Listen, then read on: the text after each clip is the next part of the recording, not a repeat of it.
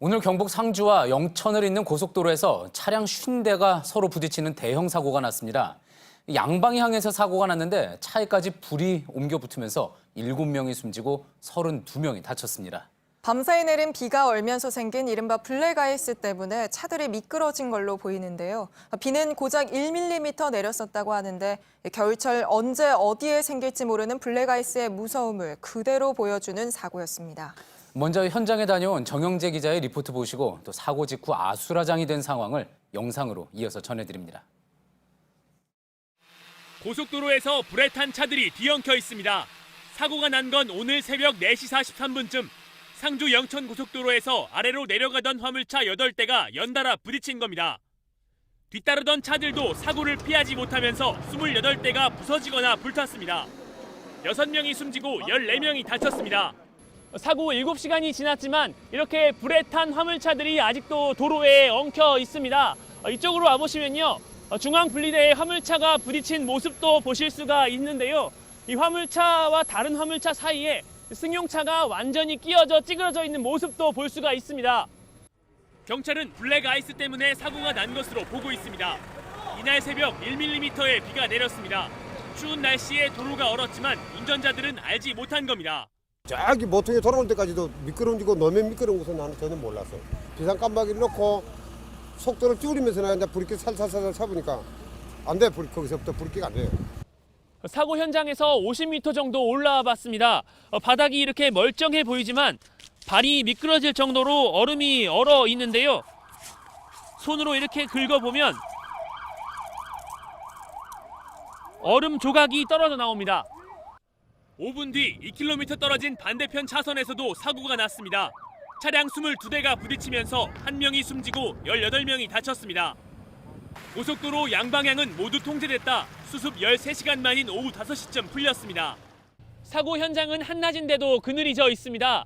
한쪽에 낙석 방지벽까지 있어서 이렇게 제설차까지 나와서 작업을 하고 있습니다. 이 시청자들이 제보해 주신 영상으로 당시 사고 상황을 최하은 기자가 이어서 전해드립니다. 트럭 운전석은 찌그러졌고 짐더미는 도로 위로 쏟아졌습니다. 또 다른 화물차는 시뻘건 불길이 집어삼켰습니다. 뒤엉킨 차량 사이로 소방관들이 분주히 움직이고 소방차도 화염을 향해 물을 뿌립니다. 실시간 CCTV에도 불길과 연기로 뒤덮인 상황이 포착됐습니다. 이 지점에서만 28대가 부딪혀 6명이 숨지고 14명이 다쳤습니다. 비슷한 시각 2km가량 떨어진 곳도 잇따라 부딪힌 차들로 아수라장이 됐습니다. 가드레일 옆으론 파편들이 나뒹굽니다. 화재로 이어지진 않았지만 두 번째 사고로 1명이 목숨을 잃었습니다. 동이 튼 뒤 처참한 현장도 제보 영상에 고스란히 담겼습니다. 불에 탄 트럭은 모두 녹아내렸고 승용차는 종이장처럼 나부낍니다. 소방대원들은 남은 사람이 없는지 찌그러진 운전석을 꼼꼼히 살핍니다. 화물차와 컨테이너가 많아 크레인 차량도 동원됐습니다. 현장 수습 작업은 12시간 넘게 이어졌습니다. JTBC 최하은입니다. 예, 이렇게 보신 것처럼 사고가 난 현장은 말 그대로 처참했습니다. 40명 가까이 죽거나 다칠 정도로 인명피해가 컸습니다. 그 이유가 뭐였는지, 그리고 또 겨울철 블랙아이스 사고는 어떻게 막을 수 있을지 최승기 기자와 조보경 기자가 이어서 전해드립니다. 차량 여러 대가 뒤엉킨 채 불타고 있습니다. 사고 현장 인근으론 극심한 정체가 빚어집니다. 사고 직후 고속도로 CCTV에 찍힌 현장 모습입니다. 인명피해가 컸던 건 우선 현장 접근이 어려웠기 때문입니다. 사고는 고속도로 양쪽 방향 모두에서 났습니다. 1차 사고 이후 4분 뒤 2km 떨어진 반대편 차선에서도 사고가 난 건데 이 때문에 소방차가 들어갈 길이 없었습니다. 양방향에 고속도로에 차량 교통사고로 차량이 많이 막혀서 초기에 다소 시간이 좀 지체되었습니다. 어두운 새벽 시간에 불까지 크게 나는 바람에 인명피해는 더 컸습니다. 아유, 불은 나 정면 타면서 펑펑 터지는 소리가 나면서 거기서 애기도 안고 나오고 전부 그냥 난리가 났어요. 그래갖고 일단 피난해갖고 저 산꼭대기로 뒤에서 차가 계속 팡팡하고. 모두 7명의 사망자가 발생했는데 불이 난 1차 사고 장소에서만 6명이 숨졌습니다. 트레일러와 화물차 같은 대형 차량이 많았던 것도 피해를 키웠습니다. 사고 난 차량들이 대형 화물차 트레일러이기 때문에 대형 터널이 오고 작업하는데 좀 시간이 좀 많이 걸렸습니다. JTBC 최승기입니다.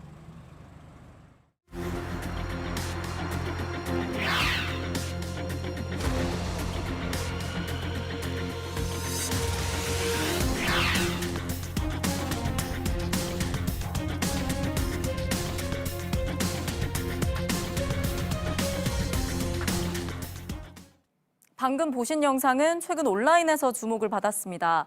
지난달 제2 영동고속도로에서 있었던 사고인데 차량 20여 대가 잇따라 부딪혔고 블랙아이스 때문에 난 사고로 추정됩니다. 도로 위의 암살자로 불리는 블랙아이스는 길 위에 생긴 얇은 빙판을 말합니다. 비나 눈이 온 뒤 기온이 떨어지면 도로 위에 살얼음이 끼게 됩니다. 문제는 그 위로 먼지가 쌓이면서 색이 변하게 되고 도로와 구분이 어려워진다는 겁니다. 오늘 있었던 사고 현장에도 땅이 살짝 젖을 정도의 가랑비가 내렸다고 하는데요. 일대 기온은 영하 1.7도로 블랙아이스가 만들어지기 좋은 조건이었던 겁니다. 그렇다면 블랙아이스는 얼마나 위험할까요? 실험 결과를 하나 보시면 마른路面과 빙판길에서 시속 50km로 달리다 차를 세웠습니다. 버스의 경우 빙판길에서 제동거리가 일반 도로의 제동거리보다 7.7배 길었습니다. 승용차도 빙판길에서 제동거리가 4배 넘게 늘었습니다.